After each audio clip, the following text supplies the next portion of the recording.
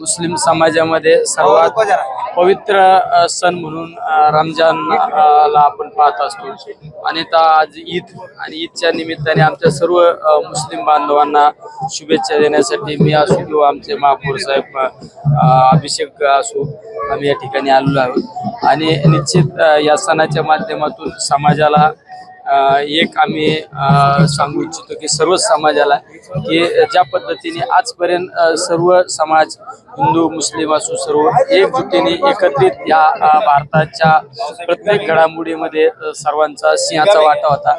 या पुढील कालखंडामध्ये सुद्धा असेच भाईचार्याने सर्वजण या पुढील कालखंडात राहिले पाहिजे हीच या ठिकाणी भावना व्यक्त करतो।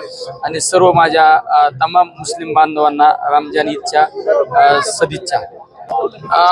काही सरकारमधीलच काही आमदार असो किंवा काही नेते मंडळी चुकीच्या पद्धतीने वक्तव्य करून समाजामध्ये भडकावपणा करण्याचा प्रयत्न केला जातो। त्यांना या शासनातील जबाबदार मंत्र्यांनी किंवा जबाबदार विशेष करून मुख्यमंत्री असो किंवा उपमुख्यमंत्री असो त्यांनी असे जे लोक आहेत त्यांना आवरलं पाहिजे लवकरात लवकर। एबीपी माझा, उघडा डोळे बघा नीट।